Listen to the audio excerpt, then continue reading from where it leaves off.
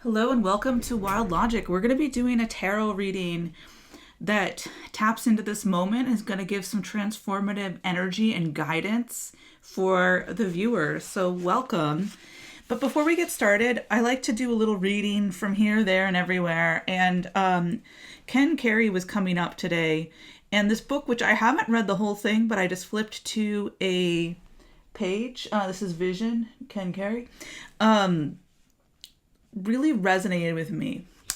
And it's to every human being's advantage to be educated. To share the consciousness of the one who created all the suns in the heavens is the greatest joy, the finest energy, the truest pleasure.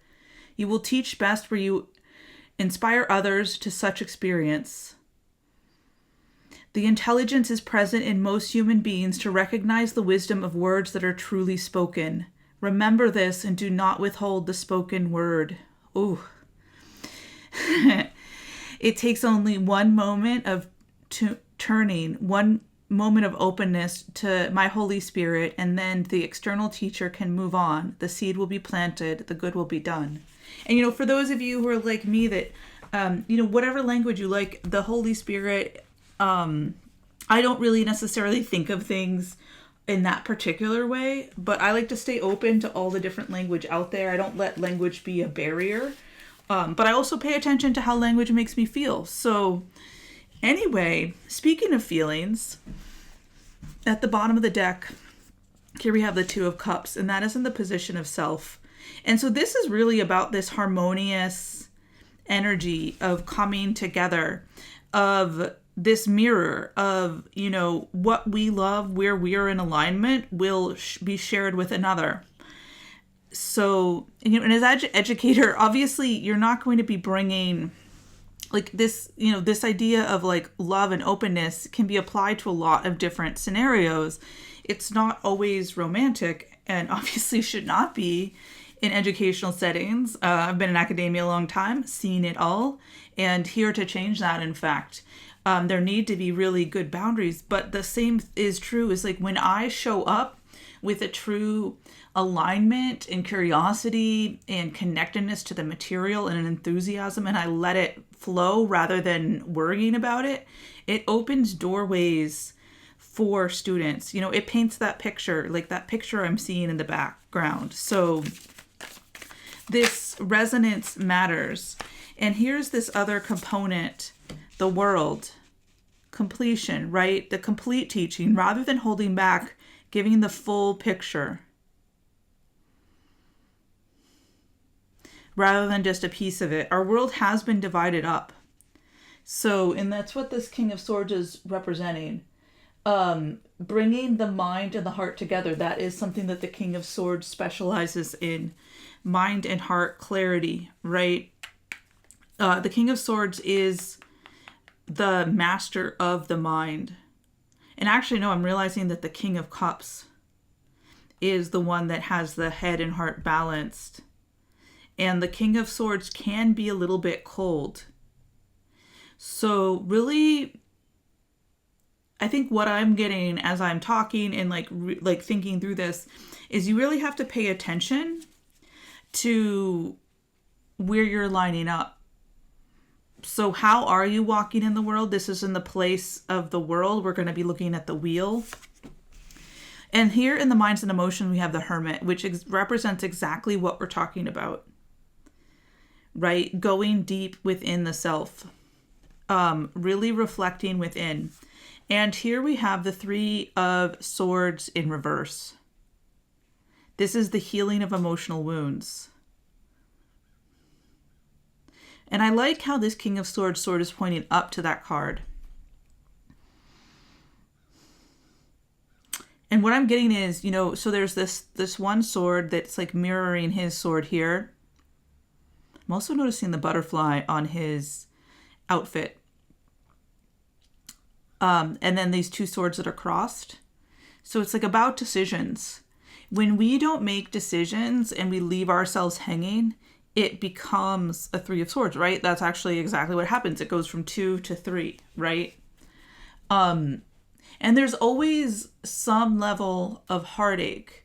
We can't do everything. I was actually having a conversation with someone about this, right? before, we cannot do everything.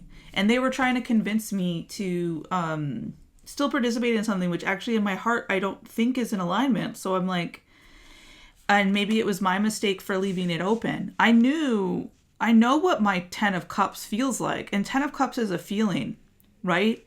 It might not even be something that's in the manifested world. It might be something, a vision that we're creating. So we have to follow that energy. And it doesn't mean to rule stuff out or not build things. But on a certain level, we know when we know. And it doesn't mean forever. It just means right now, this is where I'm at. And it's, out of an abundance of politeness, I didn't want to tell the person that I wasn't really planning on going back. But I think politeness is kind of, it's both, it's a skill and a hindrance at this point, because we need to start moving forward much more quickly. And it's just, when someone says something's not for them, like, why do we try and convince them otherwise? Because we all know what our fate is. Here we have the wheel. And so when it comes back to this idea of teaching, we teach our passion, we share our passion, and let the other person do with it as they will. Because this reversing of the heartbreak is like people being allowed to actually tune in, tap in to their heart space. By being around people that mirror that Two of Cups, people can try out what resonates in an open environment where they're allowed to try things. Just because I went to a group once doesn't mean that I have to continue. No. Light in the unexpected, right at the tower moment. Let certain things fall that are not for us. Let stuff crumble. We need to be allowed to try new things, right? We need to be allowed to explore and to decide, step by step what's for us. I've tried many things. That was also a part of this conversation today. I like to discover many tools and then mix them together. In fact, these readings are a combination of a wide range of tools all at once, right? And this is the poetry of my practice. So, and this idea of accepting and receiving and prosperity, right? Just letting ourselves flow as we are and letting others flow as they are, and not needing, this idea of letting people feel welcome, right? And being encouraging, that's part of any practice of teaching.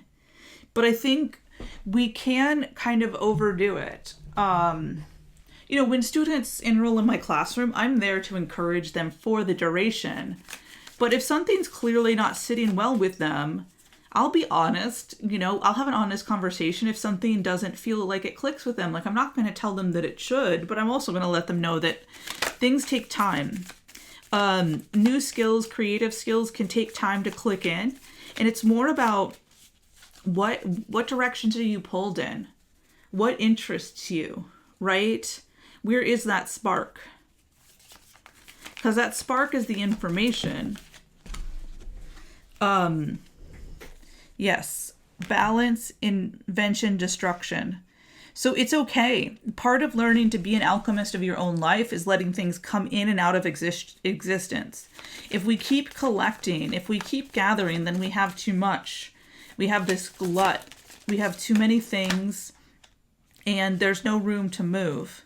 So planning ahead, right? Seeing the direction we generally want to go, and using that to determine what stays and what doesn't. And again, this is perhaps for many of you vibrational. That's how I roll these days. It's more about the vibration than the content. And there is this problem with ambition that's coming through right now, where, of course, we want to build things, we want to grow things, but there's a lot of false pressures that we might be pushing to get to this place like the picture of the Ten of Cups, not the feeling of the Ten of Cups.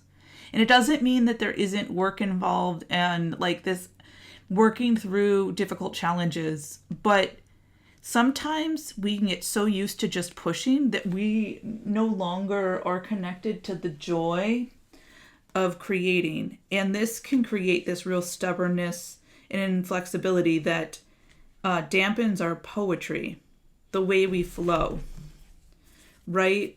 And I think part of it is like, other people's opinions can be useful, information, encouragement, welcoming. Community is a big part of this. And I feel like here's another thing. If I'm having a conversation with someone, they might not be asking for advice, but I'm not going to be overly careful to share what is resonating or sitting within myself. I'm not there to change or coach, but I'm also allowed to participate and authentically share from my heart what is coming through, right? So people that don't want just you to be a completely empty vessel to their stuff, like those relationships in my life have turned out to be people that are like actually narcissists that just want a yes person, right? And I guess, like, sorry for the label, but they're in a place of like that desire for just a positive, consistent reflection. Whereas I'm the kind of person who's always supporting people as they are, loving them unconditionally, while at the same time, there's a need to be able to speak my own truth while not judging their truth. For example, I had a family member telling me about this business opportunity they had signed up for and paid money for. Cosmic egg, as I'm talking about this. This is incredible. This egg, it just loves these readings. Actually, it wants to be in the center. No, it wants to be at the end. Okay. Overthinking. And this is one of the things that this family member, the relationship has really brought out in me, is this like questioning and re-questioning. Very hard for me to draw lines, to say no. So, although my intuition is very strong and clear, it can sometimes be dampened when I get into my head, which happens around other people. Okay, so, so back to that conversation. So they were telling me that they had signed up for this thing. I was being supportive, like wanted to give them space for their own experience. To me, there were some red flags clicking off. I very gently was, discussing the space and opportunities and trying to see, understand, what they liked about it, not be in this place of judgment. But they started openly judging it. And, it was clear that, it wasn't 100% in them, whether or not they thought it was in alignment or would work out, which, is totally fair. We never know. But at a certain point, there was a comment made about whether, there was a certain practice where you put RE in the email that you're sending and to try and hook people in, and the person on the call, said the words, trick, that, I don't know who would fall for that trick. And I was like, yeah, that's a good point. I don't know if I would want to start a business relationship with someone that, tricked me into talking with them. And then they got mad. They said it wasn't a trick. And then this whole thing shifted very quickly. And I was just they called it that. And so it was just this incredibly strange dynamic, that I'm always trying very very much to manage the communication with this person. They fly off the edge very quickly. And at the end of this conversation, I was like, look, I'm not going to talk to you if you start to get aggressive anymore. And why is this all coming through right now? It's because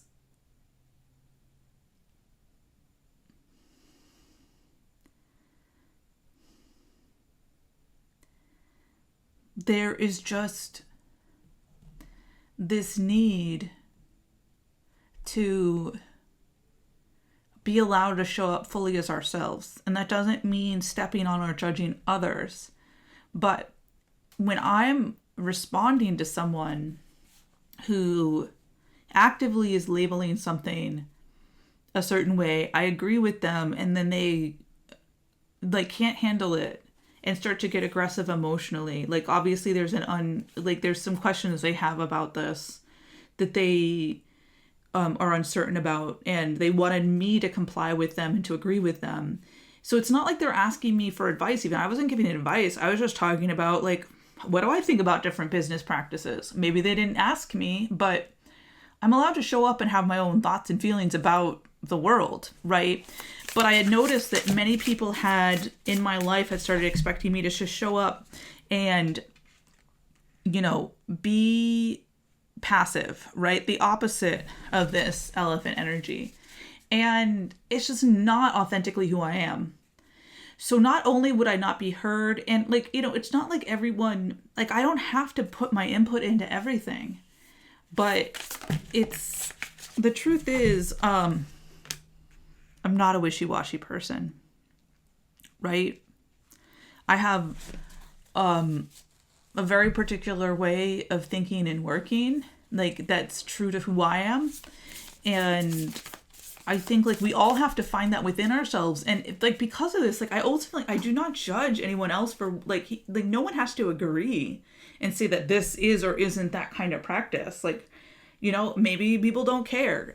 And that's fine. People, everyone else is allowed to do what they want to do. But I just no longer am going to remain silent when it comes to it, because I think, and so this is the oyster card of silence, keeping secrets. Really cool. I love how these cards are just lining up for this message here. So it's for me to be whole, I don't need to tell anyone else what to do, but I also need to be able to participate in the conversation and topics at hand. And if someone needs constant support and agreement in everything they're doing, that's interesting. I think obviously it can go both ways, right?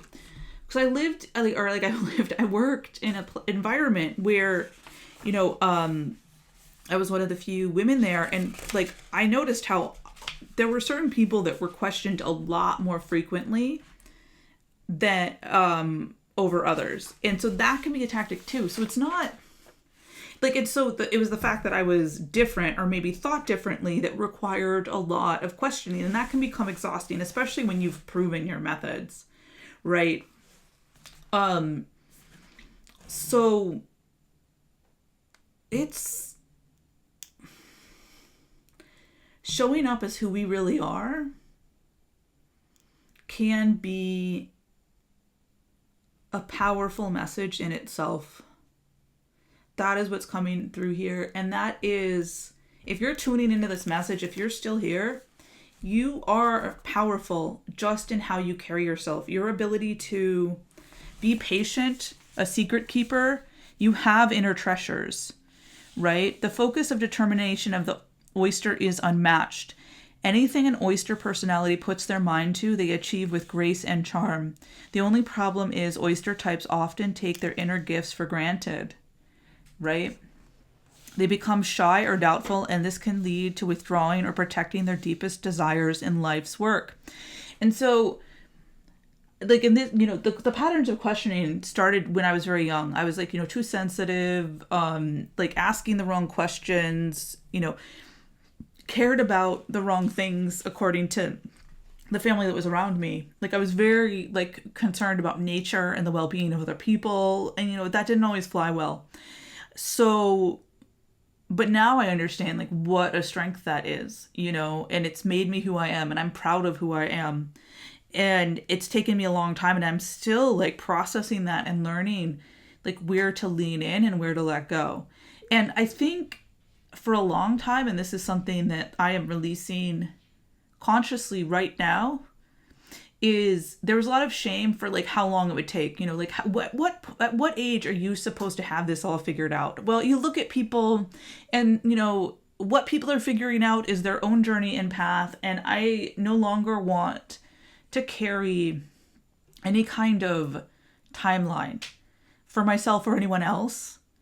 So, because I think that's part of why we just even stopped trying, is like, well, it was like, we should have this all sorted out by now.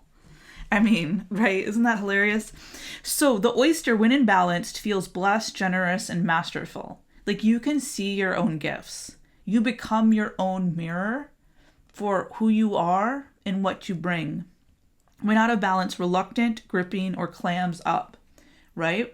And I think there are many people out there who have been taught to do that, but that's actually what has created your pearl. You've worked harder to understand things because you are diligent in your beliefs and your understandings. So that friction actually has created gold for you. So bring into balance, share something. So that's beautiful. And let's look at this fish. Restless, change of focus, lost in the current. And so this is something actually that I also know is a side effect for me personally in this kind of, this like constantly being questioned and critiqued for how I show up. So the fish loves to be subsumed in life's current. Nothing pleases it more than movement, and more movement. The roaming lifestyle of the fish may be exhilarating for a while, but it usually leads to weariness and slippery relationships. And it's like, because who I was in my full energy, like I had learned to feel not good about it. So I would accept relationships that continued that pattern, right? So it was like I was allowing myself to be limited because that's what I had learned. With all of the possibilities out there in the vast waters, the fish becomes lost without clear goals and intentions, right? Because I had learned, like I had clear goals and intentions, but I learned to question them and doubt them. And I had created this tangled nest of things that aren't really my calling. And so it's become difficult sometimes to hear my intuition. Spend some time with the lunar forces, dear fish, for the pace and calm of the moon will soothe your soul. When in balance, adaptable, travels well. When out of balance, distracted, changes mind often. To bring into balance, set small goals and accomplish. And so this is making me thinking about this idea of like feeling like home. Like I don't really have, even though I have a home now, and it's mine and I've crafted it and I have these beautiful, gorgeous cats. Hi, Bananas, that I get to live with, and there's beautiful nature. Like there's this like slipperiness to me. There's this adaptability. It's also adaptable, right? But I kind of feel like I don't ever settle in because of this uncertainty. But that is also something that I'm learning to like heal and feel safe in my own skin. Okay, let's take a look at the elephant. I know, Bananas. Can you hear Bananas? He is here to say hi to everyone. And this is the top of the fire. So this is the interesting thing, is I feel like all of you out there, you maybe have a lot of emotions that you've sorted through, but this has created a powerful energy worker within you. And whether you know it or not, you can shift and move energy and also deal with like processing conscious concepts because of everything you've been through. So I do encourage you to start to think about like how do you want to direct your energy? Okay, the elephant is arguably the most auspicious figure in the deck. You go, folks. Like Ganesh, the elephant represents immense wisdom as well as good fortune. It's said that the great elephant is the destroyer of obstacles. So if this card appears when you feel stuck, rest assured the path will soon become clear. To add to the mystery, the elephant is also known to create obstacles in order to steer us in the right direction. Trust this gentle, noble creature. It illuminates the way with the light of the self-knowledge. When in balance, one-pointed focus, generous, loving. When out of balance, misunderstands fate. To bring into balance, trust. So this misunderstanding of fate is really interesting because I think something that's become very clear to me is the people that have been through serious spirals and challenges and tower moments, You are here. This is your time. You are a powerhouse. You are not as attached to the way things were because they never fully worked for you anyway, right? Perhaps you maybe had some dreams attached to the way things were functioning in society, but you're not necessarily clinging to comfort. In fact, you like keep moving, and you're kind of like, maybe you even talk a lot like I do, but in certain ways you keep your mouth shut. In fact, you might even use talking to like make it more elusive that you have secrets. I know, right? Fun trick. So what this is saying though is that all that you have been through has given you this power to heal and move forward, to actually handle this really profound period that we're in. We are in this age of transformation, reckoning, and reconciliation. An age of completion, harmony. The infinite within the finite is coming to light, my friends. The cosmic egg is the final card in this journey of the animal spirit deck and represents the unfolding of consciousness. So because this fate, because of everything you have been through, you have the opportunity, if you so choose it, to be a leader in this unfolding of consciousness. If you found this reading, if you're tapped in, that is your option. And so all you have to do is start sharing and finding a way to, tune in with the moon. Maybe wherever you're at specifically isn't home, but like connect to the bigger forces of Gaia, the nature, the elements. Know that there are other people out there on this mission, and we're all slipping around, doing our thing. We're moving forward together, though, as we collect our energy. And you just trust.